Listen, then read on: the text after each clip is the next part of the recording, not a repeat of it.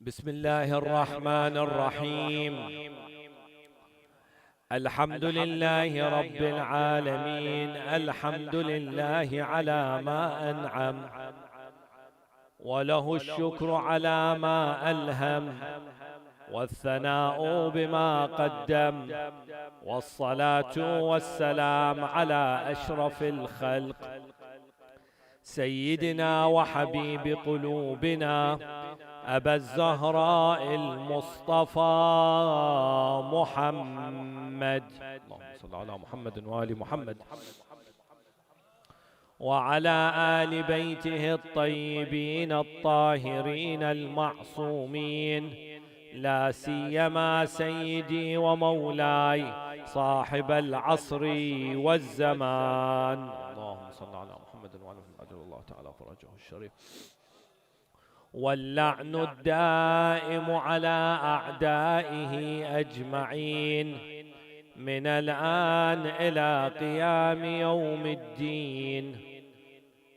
قال الله في محكم كتابه الحكيم: بسم الله الرحمن الرحيم. بقية الله خير لكم إن كنتم مؤمنين. صدق الله العلي العظيم. اللهم صل على محمد وآل محمد. One of the most definite signs when it comes to the reappearance of the awaited Imam is that of the rise of the Sufyani. Many people around the world, be it Muslims or non-Muslims, are speaking about the Mahdi. You hear politicians speak about the Mahdi. You hear people who are involved on social media, whether influencers or whether those that take interest in religion, speak about the Mahdi. People that suggest the times, the end of times, speaking about the Mahdi. And they all ask about what are the signs of the reappearance? What are the signs of the end of times? And as Shi'as, Ithna Asharis, that believe in the 12th Imam, we are also from those that are responsible when it comes to knowing about the signs of the reappearance. We have a hadith by our 6th Imam, Ja'far ibn Muhammad al-Sadiq, alayhi afdal as-salati was-salam, Allahumma salli ala Muhammad wa ali Muhammad,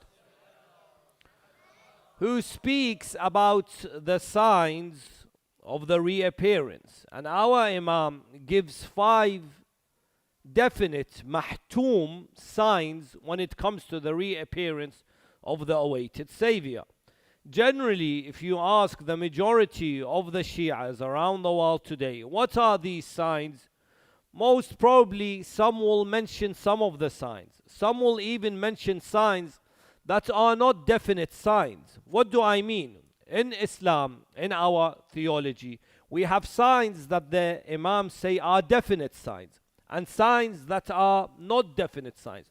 What are the difference between these two signs? And therefore tonight, inshallah, I want to look at the rise of the Sufyani, because the rise of the Sufyani is one of the definite signs before the awaited Savior. And so many hadiths suggest to us that the Mahdi, Ajjalallah Ta'ala Farajahu Sharif, will not appear until the Sufyani appears. And therefore, who is the Sufyani? Is it actually a person or is it a movement? What's his name? Where will he appear from? What's his mission? How will he face the 12th Imam? Because as a Muslim, as a Shia, as someone who believes that the Imam is alive, we are responsible in knowing this. We need to be in the state of intidhar. Intidhar means what? Intidhar means to wait. But what does waiting mean? Intidhar itself, the word intidhar in Arabic language, comes from the word nadhar, which means what? Not nidr. Nadhar. There's a difference. Nadhar means to see and reflect. There's a difference. Sometimes you may look at something, but you're not really paying attention with it. Sometimes, when I'm sitting on the mumbar, I see people looking at me. But I know really their mind is somewhere else. This is not the nadar. But sometimes you see someone looking at you and also reflecting on what you say. The word intidar comes from nadar, which means what? Not only am I going to wait, it's an active waiting. It's not a waiting that's stagnated. There's active movement with that waiting. As in, I live in the present, but I know in the future something's about to happen. I work my way towards that thing that is about to happen. And we have a hadith that the best deed of my ummah during the time of ghaibah is what? Is intidar. And we have a hadith from our sixth Imam that mentions a follower of us should be in a state of intidar every morning and every evening. So much so that if the Imam reappears, he will be ready. Because you need to ask yourselves, if tomorrow the Imam appears, will I say, oh Imam, wait, let me sort out my business. Wait, let me sort out, I have a few issues at home. I have some home improvements that I need to do. I've got a contract that I need to sign. I've got someone that's sick. No. Or are you going to be someone that's going to drop everything and say, I'm ready to obey you, Ya Imam? And therefore, knowing the signs of the Imam, Ajjalallah Ta'ala Farajahu Sharif, become a responsibility for every Shia, for everyone that believes they live in a time where the Imam, Ajjalallah Ta'ala Farajahu Sharif, is about to reappear. So there needs to be an intentional effort to live in the state of intidar.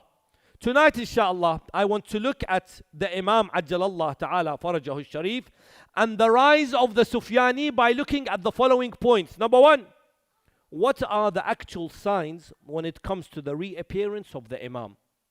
And how do our narrations put them in different categories? And what are these categories? Number two, what is the name of the Sufyani? And what is his background? Number three, what is the mission and the aim of Sufyani when he comes? Number four, what are the events that take place when the Sufyani rises, and where will his government be based? Number five, who is the Yamani and who is the Khurasani? And what will they do when the Sufyani appears? And number six, how do these events all lead to the reappearance of the awaited Savior? Inshallah, with the permission of the Imam, and hopefully with a loud salawat, we can start this discussion.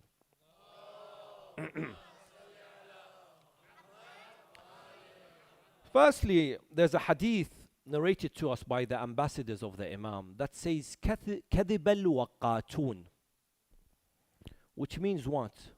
Liars are those that put a waqt, a time, a date to the return of the Imam. There was a clip that circulated a few weeks ago, maybe a couple of weeks ago, in which I mentioned that the Imam will reappear in an odd year when the 23rd of the holy month of Ramadan is Laylatul Jum'ah. I received calls from people saying, are you saying the Mahdi will appear this year? I said, no, hold on. Don't put things in my mouth and then get me in trouble. The hadith says, كَذِبَ الْوَقَّاتُونَ. I said, this is what the hadith says. It could be this year. It could be next year, or it could be 10 years or 100 years. No scholar comes forward and says that this is the year of the Imam. Because we have hadith that says what? كَذِبَ الْوَقَّاتُونَ. Liars are those that put a date to his return. Scholars even come to a conclusion to say that even the Imam himself doesn't know when he will reappear. This ilm, this knowledge is with Allah and Allah only. And certain factors are prerequisites to his return. That these prerequisites must take place for the Imam to reappear. And therefore, when we are giving these signs, or when we're talking about the signs of reappearance, we're looking at traditions, hadith, but we're not saying it's exactly this year or it's exactly this date. Now that we've understood this point, let's look at the hadiths. The signs can be put into 2 or 3 categories. The first category is that of the end of times.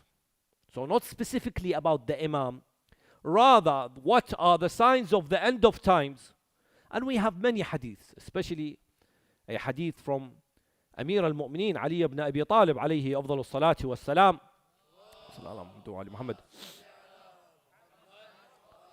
that speaks about the signs of end of times. He goes forward and says lying will increase, corruption will increase, oppression will increase. And he mentions something very interesting which we see today. He says men will look like women and women will look like men. We've reached that stage now where not only do men look like women and women look like men, but some people say, I'm neither this or that. I have a pronoun, you have to, I'm an it. Allah, I don't know. This nonsense that they've come from. Again, you can't speak too much because you could get in trouble for that. And he says we'll reach a stage at the end of times where haqq becomes batil, truth becomes falsehood, and falsehood becomes truth. These are generally signs of the end of times. We can say that we are living some of these signs. Then the narrations, like the book Al-Ghayba by An-Nu'mani, or Tusi's works, or other scholars' works, they come and they give the signs and the hadiths that speak about these signs, and they put them into 2 categories. These are the signs of the reappearance. The first they call mahtum, definite signs. The second they say mawqufa, they may happen, they may not happen. I'll give you the mawqufa. The mawqufa, for example, they say the sun rises from the mashriq, yes, and sets in the maghrib. They say the sign of the return of the Imam is that the sun will rise from the maghrib and set in the mashriq. This is one of the signs. But this is mawqufa. Doesn't mean it has to happen. Another sign are eclipses, earthquakes. These are signs that may happen, may not happen. Then there are 5 signs, and we have a hadith by our 6th Imam Ja'far al-Sadiq alayhi salam that says these 5 hadiths, these 5 signs are a must to take place. What are they? As-Sufyani. And we have so many hadiths about Sufyani that say this is a definite. Number 1. Al-Yamani. And we'll come to who Al-Yamani is. Khasful Bayda, the swallowing of the earth. And we'll come to that as well. As-Sayha, a call. And we'll come to what that call is. And the 5th, Qatl Nafs al-Zakiyah, the killing of the pure soul. Nafsul Zakiyah. These are the 5 signs. Today, I want to go into details about the first one, which is what? Sufyani. The rise of the Sufyani. Who is the Sufyani? We are told again, a hadith by our Imam, and Abi Ja'far. Who's Abi Ja'far? If you ever read a hadith, inshallah, my brothers, my sisters can pick up our hadith books and read hadiths. Pick up Al-Kafi. Pick up Sheikh al-Mufid's book. Pick up Tusi's works. And just read some hadiths. The best one, of course, is Al-Kafi's by Al-Kulayni. And just read the hadith. If the hadith says an Abi Ja'far, who's Abi Ja'far? Muhammad al-Baqir alayhi afdal as-salati was-salam. Allahumma salli ala Muhammad wa ali Muhammad. Inna min al-umur umurun mawqufa. From the signs, there are those that are mawqufa, which I said what are not definite. Wa umurun mahtuma. And umur that are what? That are definite. That must occur. وإن السفياني من المحتوم الذي لا بد منه. And Sufyani is from what? Is from the definite.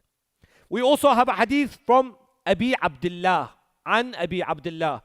If the hadith book says An Abi Abdullah, who's Abi Abdullah? No, he's not Imam al-Hussein. That's where we make the mistake in hadith works. It's not Imam al-Hussein. Yes, that's one of his titles. But in hadith works, if someone says An Abi Abdullah, it's Ja'far al-Sadiq alayhi salam. عن أبي جعفر السفياني من المحتوم وخروجه في رجب. Imam now has not only told us that Sufyani is definitely happening. He's told us in what month? Rajab. And he will rule for 9 months, and he will have war for 6 months. A total of how many months now he's going to be around?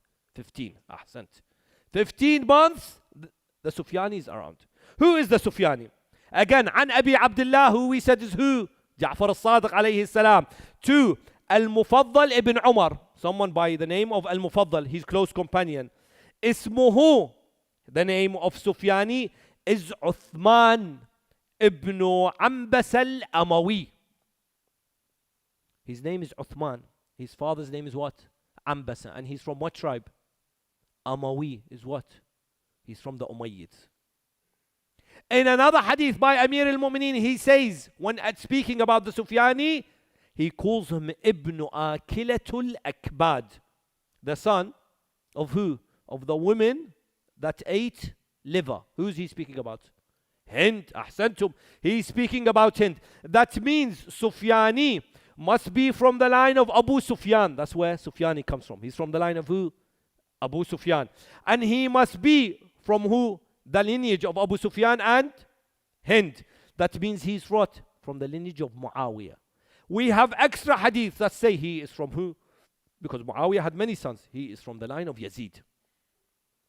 In another hadith we have from our 6th Imam. These are hadiths that are in our works that we need to understand and comprehend. So when the Imam comes, we know that the Sufyani just appeared. When we know the signs are appearing, we know the Mahdi is coming. We have a hadith that says, by the 6th Imam, again, Abi Abdullah As-Sadiq alayhi salam, he says that there is a conflict between 2 families. One calls towards Allah, and one calls away from Allah. So the companion asks him, who are they? He says, my grandfather Rasulullah was fought by Abu Sufyan. So that's the first battle. Then Muawiyah fought my grandfather Amir al-Mu'mineen. Then Yazid fought my grandfather Al-Hussein alayhi salam. And at the end of time, Sufyani will fight my grandfather, my grandson Al-Mahdi. So this is something that's in history. That the camp of evil and good always exists. My dear brothers and sisters, pay attention to this point. Just like today, we have the message of Hussein that is alive. Don't think the camp of Yazid is not there anymore. Just like we have the school of Sayyid al-Shuhada, the school of Haqq, the school of truth, we also have the Yazidi camp. We also have that camp that calls to shaitan, calls away from Allah. That's why in Ziyarat Ashura you repeat certain lines. Silmun liman salamakum. Harbun liman harabakum. You think, but at the moment, who's fighting the Ahlul Bayt? There are a lot of people fighting the Ahlul Bayt. Maybe behind the scenes, maybe some people are confused, sadly. Some people are passive. Some people can't see this war. Some people can't see that the whole world has turned its focus to fight against the Shi'as. Maybe. Some people have become passive. You know, in politics, they have this thing called slow power, or what they like to term with the lobbyists as slow or soft power. Soft power means what? Means instead of invading someone and killing and causing mischief and all of this, to change their mind about something, to introduce an idea, a movement to them, let's do this softly. How? We'll trickle it down through society, through Hollywood, Netflix, Disney, cartoons. We're going to trickle certain ideas in series that they like, that they watch. Stuff like Friends, very popular here in the US and everywhere around the world. Stuff like even cartoons in Disney. Certain things, slowly, instead of fighting the minds with war, this is soft war, where we're going to start with the kids, introduce certain evil that is seen as evil and make it what normalized in society. Before you know it, even they may not agree with it, they become passive about it. Have you noticed certain people, when the Gaza war was taking place and children are being killed and women and elderly are going through difficulty, they didn't even blink an eye. Didn't matter to them. They became passive to it. Yes, maybe they thought, okay, this is oppression. But generally, they were passive about it. They were, it's fine, who cares? It's not affecting me. This is what society sometimes creates, this soft power. Millions of dollars are being spent on this stuff that I'm talking now in 2-3 minutes I'm mentioning. Millions, if not billions of dollars are being put into this. Lobbying, Hollywood, people being bribed, blackmailed, just so they what? They can brainwash the mind, and before you know it, people become passive. If not passive, they don't care. If they don't care, before you know it, what is haq becomes batil. Because sometimes people think, how did society allow for Hussein to be killed and his head was placed on a spear? How was this allowed? For 40 years before, Yazid's father Muawiyah was cursing Imam Ali and the family of Ali. For 40 years this was happening. They were brought up, children were brought up hating the Ahlul Bayt. Of course, when they saw the head of Imam al-Hussein, it didn't matter to them. Today the same thing is happening. Just like, I repeat, there's a Husseini camp, there's also what? A Yazidi camp. And therefore the Sufyani, we said, is what? Is from the lineage of Abu Sufyan. Imam Ali alayhi salam describes his even features, his appearances. He says, Wahshul Wajh, he's got a wicked face, a monstrous face. He's quite built, he's got spots. There are narrations about this. Spots on his face. He will come from an area which is known as Wadul Yas. This area, modern day today, is on the borders of Jordan and Syria. He will rise from this area after there is a rajfa, which could mean an earthquake, in that specific area. He will rise from that area. We said his name is Uthman. He will declare himself as a Muslim first. There's an interesting hadith that I came across that says he will return from Rome. In hadith, if they say Rome, it doesn't mean Rome, the capital of Italy today. It means the West, Europe.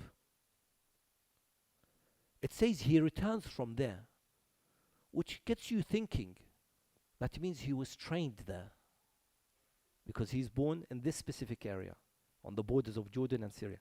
That means he was maybe trained there, and he returns to rule. Could be a possibility, but that's what the hadith says. He comes from this Wadul Yas, then he will rule from, his government will be in Al-Jami' al-Amawi, which is where? In Sham, Damascus. That's where he will rule from. They'll be fighting amongst his own people, and then he will come out victorious, and he will declare himself as the leader of that specific area. The movement that he takes, or the slogan that he takes, is against the Shia. As in, he comes to power to say, what I'm going to do is fight the Shia. That's my main aim. And as he appears, we have two other names that appear. One of them seems to be part of the definite signs. The other, not so much. The one that is not part of the definite signs, or isn't enough hadith to say it's part of the five, because the hadith of Imam al-Sadiq doesn't mention him, is Al-Khurasani. But we still have hadiths about him. Al-Khurasani will come from an area known today as Khurasan, modern day Mashhad. And he will rise with people that hold black flags, and he will be someone who will call to the Imam. As in, he doesn't ask people to join him. Rather, I'm an ambassador, I'm a caller to the Imam. The second person who we have in hadith, who is part of the five Hatmi signs, is Al-Yamani. Hadith mention that these three, Sufyani, Yamani, Khurasani, will appear in the same period. Just like you have axis of evil appearing known as the Sufyani, calling towards Bani Umayyah, at the same time you have Al-Yamani. Yamani means that he's from Yemen. And we've seen recently in the last 10, 20 years, the rise of Shi'ism in Yemen. He will appear. Again, he will call for the flag of Imam al-Mahdi. This Sufyani, when he appears, his main slogan is what? I'm going to kill the Shia. That's his main slogan.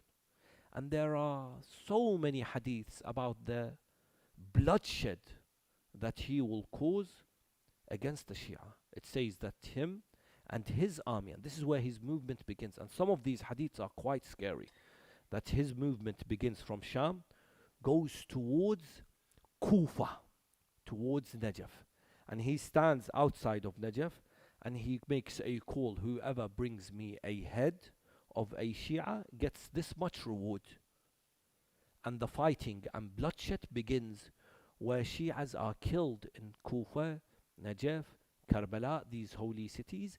So much bloodshed, so many children are killed, women are raped, so much so that some hadiths mention that when he starts killing all these Shias, he places their heads on doors of mosques. This is how much bloodshed he causes. The hadiths mention that he is a bloodthirsty person and he is the most wicked oppressor that we have ever seen. He goes towards Kufa. We said he appears in Rajab. The first 6 months there's fighting within. Then he goes towards Kufa. He will cause bloodshed in where? In Kufa. When he causes all this bloodshed, the Yamani appears. When the Yamani appears, the Yamani will make his way to what? To face the Sufyani. At the same time, in the month of Ramadan, and I've mentioned this according to hadiths from Imam As-Sadiq alayhi salam, who tells this to Zurara, that he says to him that there will be a sayha. The sayha, which I mentioned was the clip that was spread. This is a hadith from Zurara where he says that on the 23rd of the holy month of Ramadan, there will be a call in the Kaaba. And this call that will be made in the Kaaba is a call that will be heard by all of those that are around the world. Zurara asks the Imam alayhi salam, he says, this sayha, is it done in Arabic? In what language is it done? The Imam says to him, every nation will listen or will hear this sayha according to their language. So it will be heard in Spain in Spanish, in France in French. Whichever language there is, the sayha will be heard. What is the sayha? ألا إن الحق مع علي وشيعته. Truth, haqq, is with Ali and his Shia. My dear brothers and sisters, when it comes to the appearance of the Imam, Ajjalallah Ta'ala Farajahu Sharif, we need to understand that there is an appearance and there is a qiyam. What do I mean? Appearance means dhuhur. Qiyam means to rise. There's two appearances of the Imam, but they're divided. One is dhuhur, one is qiyam. Dhuhur is in the month of Ramadan, 23rd, in which the call is made that the Mahdi is about to return. And ala inna al-haqqa ma'a Ali wa shi'atu.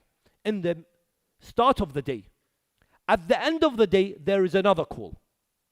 Who makes that call? The first call is made by Jibreel. The second call is made by Shaytan. Ahsantum. He says, ala inna al-haqq ma'a Sufyani wa shi'ata. Sufyani and his Shia. By the way, in the Battle of Karbala, there's a line in the Maqtal that says when Imam al-Hussein was about to drink some water in his final moments, someone made a call that your women are being attacked. Imam dropped the water and he went to defend his women. What does he say to the enemy? He says, Ya Shi'at ala Abi Sufyan. Just like you have Shia of Ali, you have Shia of Abu Sufyan. إن لم يكن لكم دين فكونوا أحرارا. Even if you do not have a faith, a religion, at least be free in your world. Be people that actually are free. You're not slaves. And therefore, the call by shaitan is ala inna al-haq, with who? With the Sufyani. The first call, the people will want to follow the Mahdi. The second call, the people will say no. The first call was fake. It's the second call that's right. The first call was AI generated. The first call is not real. It's the second call that is what? That is real. I go back to what? That soft power. That's what? That they will place in the Sufyani. That he is the haq. Not Ali is the haq. When the Sufyani hears of the Imam Ajjalallah Ta'ala Farajahu Sharif reappearing, he will send his army. He stays in Kufa. He sends his army to where? Towards Hijaz. They go towards Medina. They desecrate Medina. They kill innocent people in Medina. And the army goes towards Mecca, where the Imam is supposed to be. We've mentioned from the 5 signs, the Sufyani. We've mentioned also the Sayha, the call. We've mentioned Yamani, 2 left. Khasful Bayda. Do you remember I said the collapse of the earth? What is this Khasful Bayda? When the army of Sufyani reach a specific area between Mecca and Medina, suddenly the earth swallows them. Known as Khasful Bayda. Only 2 people survive from the army of Sufyani. One is called Bashir, one is called Nadir. Narrations mention, these are our hadiths. Bashir goes to Mecca, Nadir goes to Kufa. Bashir goes to meet the Imam and tells him what took place, and then asks for repentance, in which the Imam accepts. Nadir goes to Sufyani, tells him what took place. Now Sufyani is scared that he knows his army has been swallowed up. Yamani comes to meet him. Sufyani escapes back to Sham. And then from there, the Sufyani waits for the re-emergence of the Imam. Sufyani's government is where? Dimashq, Jami' al-Amawi. Al-Mahdi, when he reappears, his government is where? Masjid al-Kufa. His house is Sahla. His government is Kufa. When does he reappear? We said 23rd of Ramadan. When is the Qiyam? We said Dhuhur and Qiyam. Qiyam is on the 10th of Muharram, in which the 10th of Muharram falls on a Friday. Again, I asked someone recently. They said this year, 10th of Muharram falls on a Friday. Again, I'm not saying he's going to appear this year. I'm just saying that this year, 10th of Muharram. The hadith I started the lecture with, I mentioned it. That the mu'min, the Shia, needs to be in a state of intidar every morning and every evening. Imam's going to appear tomorrow. I need to be ready.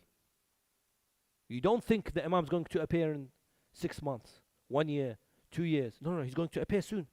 And that's why I always give this example. I'm not sure if I've mentioned it here before. But if I was to say to you that I'm going to come to your house for iftar or for dinner, let's say dinner. You say, Ahlan wa sahlan, welcome.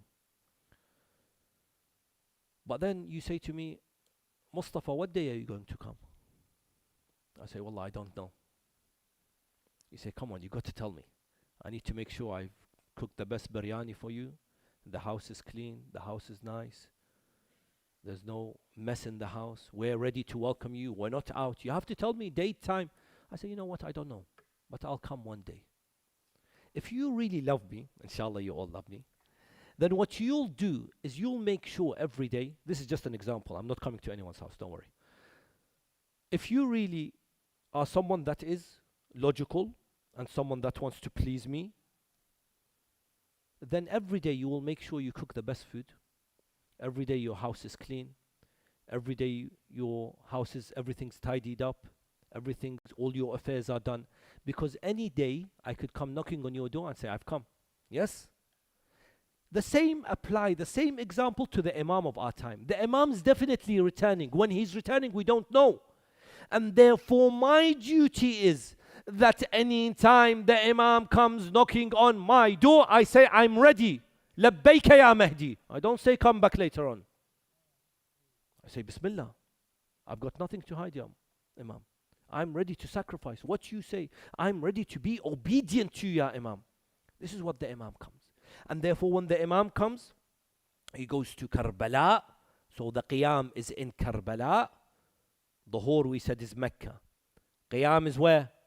In the holy city of Karbala. And we are told that he faces Sufyani, this wicked man, this tyrannical, bloodthirsty monster, in which the Imam faces him in an army of his, with Yamani, with Khurasani and others. Of course, we also have to mention the Nafs Zakiyah, which is the fifth sign, which will take place 15 days before the Imam actually appears. This Nafs Zakiyah, we are told, is a pure, honorable man who is young in his age. And he is like someone who is the ambassador of the Imam, where he wants to deliver the message of the Imam. He is killed in the Masjid al-Haram, بين الكعبة بين المقام between the Kaaba and the footstep of Ismail, of Ibrahim. Al-Rukni wal-Maqam. So between the Rukn of the Kaaba and the Maqam of Ibrahim, he is killed there in cold blood in Masjid al-Haram. 15 days later, the Imam has his Qiyam, and he will face the Sufyani. And he will, even when he faces the Sufyani, this bloodthirsty person, Imam tells him, I'll give you a chance to repent. That's why I always mention the Ahlul Bayt are the school of peace, not the school of war. He gives him a chance, and Sufyani declines, and that battle takes place in which the Sufyani is captured, and he is killed by the companions of the Imam. And after this, the world is brought justice and peace. Why Karbala? Why Karbala? And why is the shi'ar, the slogan of Imam al-Hussein? We said the slogan of Sufyani is to kill the Shias. What's the slogan of Imam al-Mahdi? Ya litharat al-Hussein. This point always confused me as how this is the slogan of the Imam. But more and more, what I'm seeing is becoming more clear that the world will reach a stage where it's divided between the Husseini camp and the Yazidi camp. Not necessarily Muslims in the Husseini camp. No. Or necessarily all non-Muslims in the Yazidi. No, you can have Muslims in the Yazidi camp. Oh, Yazid was a Muslim. He claimed to be a Muslim in the Yazidi camp. And that's why As-Sayyida Zainab alayha salam says, فَسْعَ سَعْيَكَ وَكِدْ كَيْدَكَ فَوَاللَّهِ لَن تَمْحُوا ذِكْرَنَا وَلَا تُمِيتُ وَحْيَنَا. Try your hardest. Plot as much as you want to plot, O Yazid. By Allah, you will never obliterate our remembrance or remove our message from the people's minds. Why does he appear in Karbala? Because Hussein alayhi salam becomes the mizan, the scale of haqq and batil. The values that Hussein stood for are the values that are haqq. And just like his grandfather Hussein, he will make the call, I have come to avenge the blood of Hussein. That blood, not the physical blood of Sayyid al-Shuhada. No, rather the values of Hussein, the principles of Hussein, the principles of Rasulullah, the principles of previous prophets. And he will come to Karbala, and the first thing he does is he asks for the blood of Ali al-Asghar.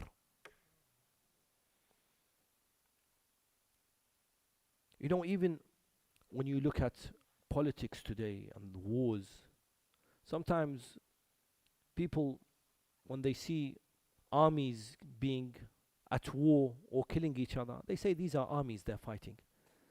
But everyone's affected when there are children involved. For a few days now, they're talking about the school where 165 innocent girls were killed. Everyone feels the pain when it comes to children. And there is no household that gave children like the house of Ali and Fatima. No school, no family gave like the family of Ali and Fatima. So much so that after the battle of Karbala, Hamid ibn Muslim narrates, I heard Zayn al-Abidin say to the children, Furru, run away for your lives. Bibi Zainab comes to Imam Zayn al-Abidin. She says, they're burning our tents. What should we do? He says, run for your lives. Yes? they start running from tent to tent. That's why Imam Zain al-Abidin alayhi salam, we have a narration which I mentioned yesterday during the A'mal. I said every time he drank water, every time he was eating, he would cry.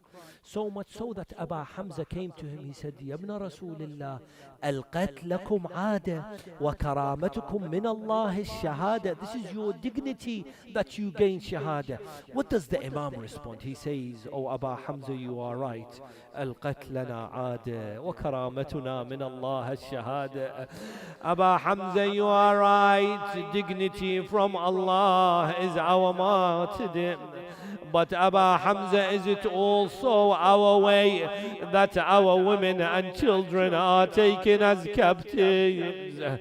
Oh Abu Hamza, every time I look at the faces of my aunties and my sisters, I remember them running from one tent to another. That's why they asked Imam Zain al-Abidin, what was the most difficult moment for you? He says, the most difficult moment for me was Asham. There was a young girl by the name of Sakina. She was the sweetheart of Abu Abdullah al-Husayn. Hamid ibn Muslim says, on the day of Ashura, I saw a young girl and her dress had caught on fire. I went to remove the fire from her dress. She started to run away from me until I caught up with her. She said, Ya Shaykh, anta ma'ana am alayna? Oh man, are you with us or are you against us? I said, neither. Tell me who you are. She said to him, Oh Shaykh, have you read the Quran? I said, yes, I have. She said, have you read the verse that says, do not harm the orphans? I said, yes, I have read this verse. She said to me, Ana yatimatul Husayn. I am the yatima of Sayyid al-Shuhada.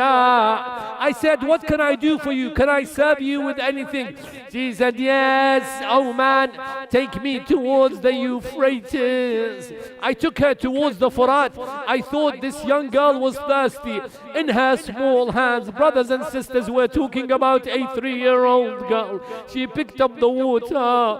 Then she looked at me and she said, take me towards my father Hussein. I said to her, why do you want to go to your father? She said, I heard him say, وَحَقَّ جَدِّي أَنَا عَطْشَانٍ. He kept saying that I am thirsty. I want to take him some water. Hamid ibn Muslim, this girl broke my heart.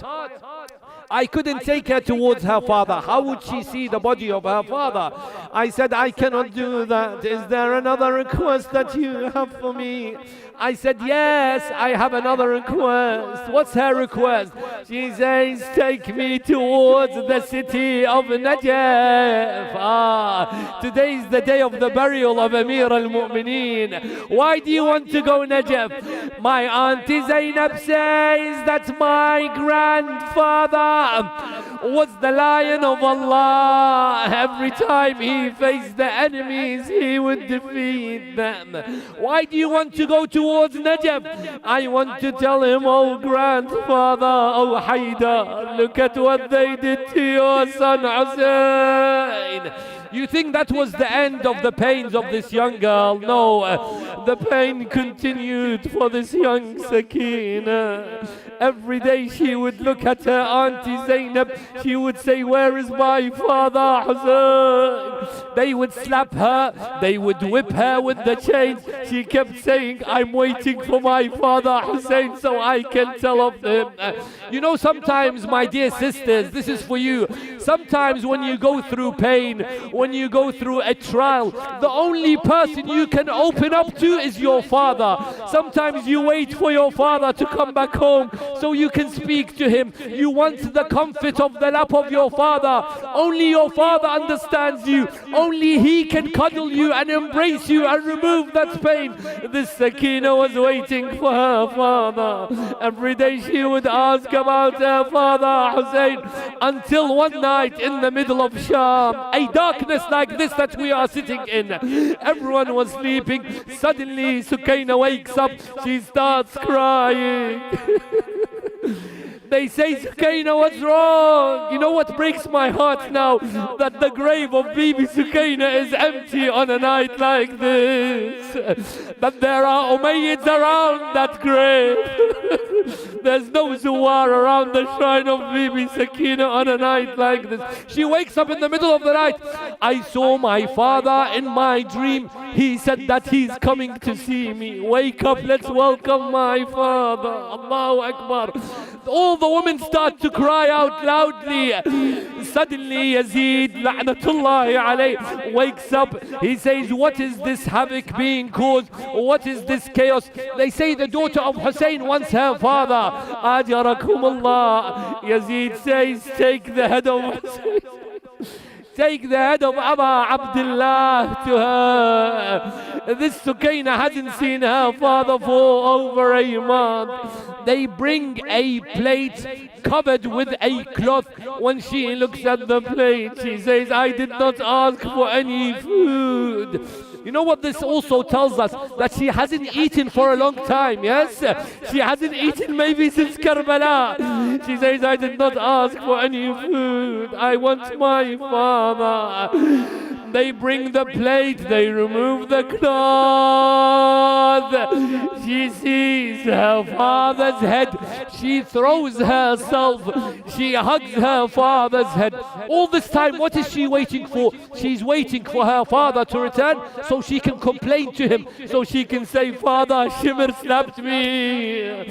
Father, they pulled my earrings off. Father, they were whipping me with chains.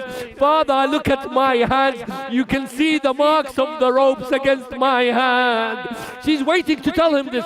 But when she sees her father, she doesn't complain anymore. What does she say? She says, Father, who did this to you? Father, why is your forehead bleeding? Father, why are your teeth broken? Father, why are your lips so dry? She embraces her father's head, crying out loudly. Suddenly, there's a silence in the room. Suddenly, she's not crying no more. Zainab thinks that finally Sakina has fallen asleep. This is what breaks the heart. Ajarakallah ya sahib al-zaman. As I mentioned, Bibi Sakina. Imam Zain al-Abidin suddenly stands up. He calls out, Inna lillah wa inna ilayhi raji'un. Imagine the moments now. Zainab looks at Sajjad. Sajjad, why do you say this? He says, Amma Zainab, remove my sister from the head of my father. Why, Sajjad? Why should we remove her?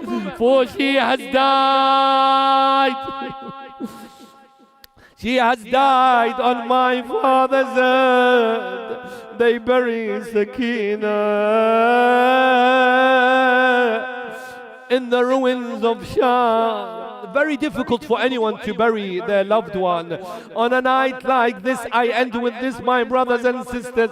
On a night like this, Imam al-Hasan and Imam al-Hussein had to go bury their father, Amir al-Mu'mineen.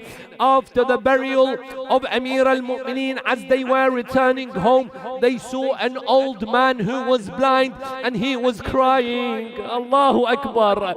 They came to him, they said, oh old man, what is wrong? Why do you cry? Ya Amir al-Mu'mineen, we feel as if we are orphans without you. This old man says, he looks at them, he cannot see, he's blind. He says to them that every night there used to be a man who would come and bring me some food.